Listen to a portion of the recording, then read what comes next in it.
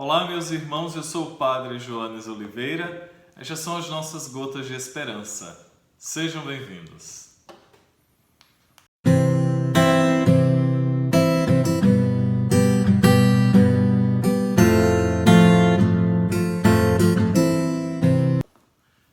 Vinde, Espírito Santo, enchei os corações dos vossos fiéis e acendei neles o fogo do vosso amor.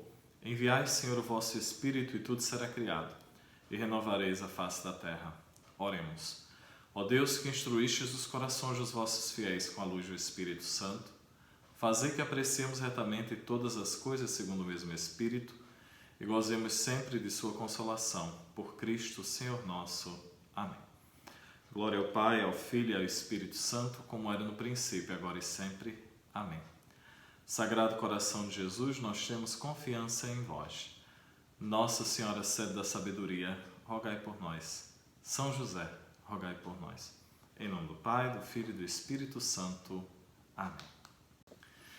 Meus irmãos, nós seguimos hoje na nossa reflexão, nosso encontro sobre as 7 igrejas do Apocalipse.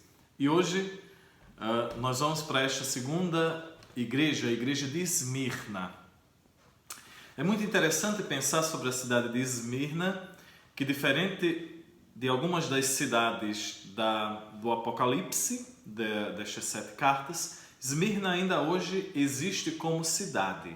As ruínas de Esmirna, da cidade histórica, estão dentro do que hoje é a cidade de Izmir, na Turquia. Izmir é uma cidade muito grande, tem pouco mais de 3 milhões de habitantes e durante a história sempre foi muito, muito importante. Nós estamos falando de uma cidade com mais de 5.000 anos. Imaginem. Eu fico pensando, por exemplo, que a cidade que eu nasci tem um pouco mais de 120 anos. Em comparação com Esmirna não é nada. Ou com outras cidades da história. Ou, enfim.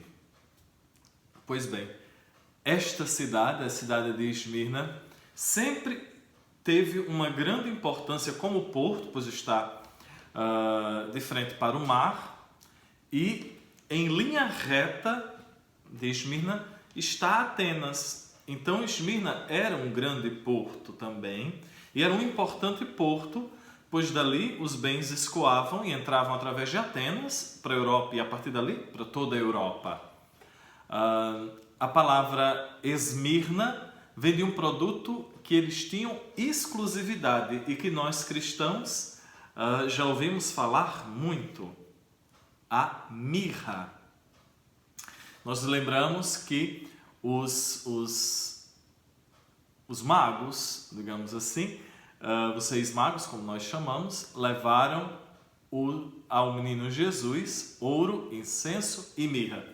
E eu gosto de pensar que a mirra que foi apresentada como dádiva ao menino Jesus veio dali de Esmirna, e porque eles tinham um monopólio, e é esta especiaria, a mirra, muito apreciada.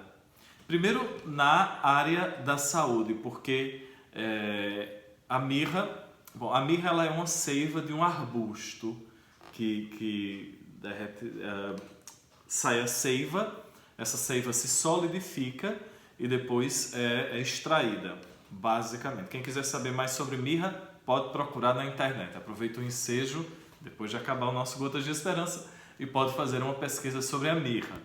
Mas não custa nada falar alguma coisinha sobre a mirra. Então, a mirra tem propriedades antissépticas, então era usada em ferimentos também na medicina. Era muito, muito, muito apreciada pelos egípcios para o processo de embalsamamento dos seus mortos. Também, naquela região, era utilizada em outros ritos funerários. E nós sabemos que também o próprio Jesus teve mirra colocado sobre seu corpo quando foi sepultado. Então era algo muito apreciado e algo muito valioso. Pois Jesus fala a esta cidade que foi fundada no século no terceiro milênio antes de Cristo, e que era uma cidade muito grande, até ser invadida pelos lídios, que era um povo daquela região, e foi completamente arrasada, foi destruída a cidade. E isso 600 anos antes de Cristo. Passado 200 anos, Alexandre o Grande teve um sonho em reconstruir a cidade e reconstruiu uma grande cidade. Então, aquela cidade que era grande foi morta pelos lídios e depois ressuscitou, e naquela época era uma grande cidade de grande importância.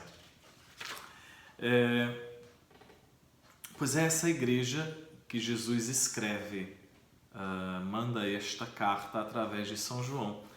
E ele começa dizendo assim: ao anjo da igreja de Esmirna escreve: isto diz o primeiro e o último, aquele que estava morto e reviveu.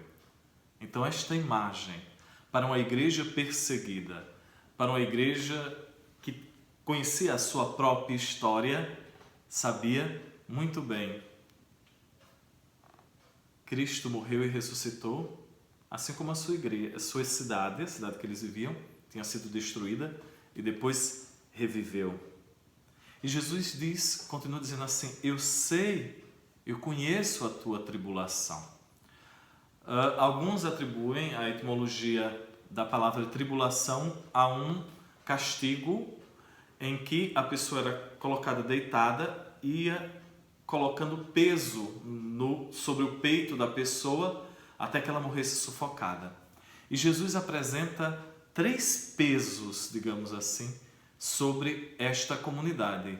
O primeiro: eu conheço a tua pobreza.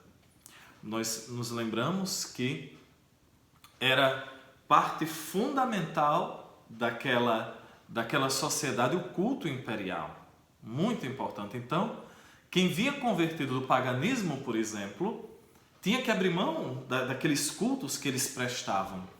E como Esmirna era uma cidade comercial, havia as associações de comerciantes ou de artesãos, e eles como conjunto prestavam culto. E não prestar culto trazia má sorte, o desprazer dos deuses para todos, ou seja, se um não fizesse, prejudicava a todos. E ser cristão significava muitas vezes ser dispensado do trabalho, se colocassem uma banquinha para vender qualquer coisa. Quem é que queria comprar desses cristãos que não tinham a bênção dos deuses, esses malucos aí, essa gente esquisita que não faz aquilo que nós fazemos? O segundo peso que Jesus fala é da injúria. Dizem que os judeus te injuriam. Pois é, nós também sabemos que os judeus tinham alguma isenção do culto imperial. E havia judeus e pagãos que se juntavam no cristianismo. Então, era tido o cristianismo por alguns como uma facção, uma seita do judaísmo, que até certo ponto era aceitável, mas este fato de haver gente que não prestava o culto imperial prejudicava. Então, os judeus queriam se manter longe dessa gente, e até diziam que eles eram, porque falavam em comer o corpo e o sangue de Cristo, acusavam-nos de canibais nos seus rituais, que tinham práticas imorais, que por se chamarem irmãos eram contra a família, que era algo muito importante na cultura romana. E os cristãos eram perseguidos, eram injuriados, eram acusados de coisas que eles não faziam. A terceira pedra, o terceiro peso em cima desta comunidade é a perseguição. E nós sabemos que no século II, alguns santos que nós conhecemos, por exemplo, São Policarpo, era de Esmirna. E posso contar depois a história de São Policarpo, mas posso dizer que era um homem de 80 anos, mais de 80 anos, que foi morto e deu a sua vida por Jesus Cristo, e levado diante do procônsul. O procônsul olha para aquele homem velhinho e diz assim: mas nega teu Senhor, nega. E ele diz: eu servi ao meu Senhor por mais de 80 anos, acho que foi 86 anos. Não será agora que eu negarei seu nome. Então aquela igreja, Jesus disse, claro, que sofreria perseguição, mas por 10 dias. Era uma expressão dizendo que por pouco tempo. Mas que a igreja seria perseguida, e ela é perseguida ainda hoje. Mas aquele povo que era pobre, Jesus disse que era rico. E quanta gente é tão rica, tem tanta coisa, e nós somos levados a pensar nisso, por exemplo, aqui na Europa, onde nós estamos, onde há afluência de bens, mais do que em muitos países do mundo, perde-se o espaço para Jesus, porque nós temos já muita coisa, não há mais espaço. Eu ando com um armário, com a casa tão cheia de coisas, que não há espaço para Jesus. E aquele povo que não tinha nada é chamado por Jesus de rico, porque só tinham a sua fé. Agarravam-se neste grande tesouro que era Jesus Cristo. Eram injuriados, mas permaneciam fiéis. Não cediam às pressões. Ainda hoje.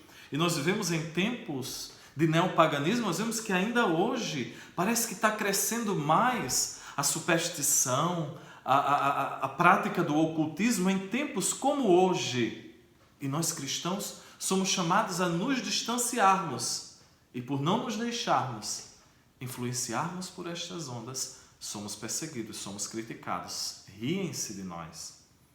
Não precisamos ir muito longe, aqui no Oriente Médio, em África, em Ásia, em alguns países da América Latina, cristãos são mortos neste momento.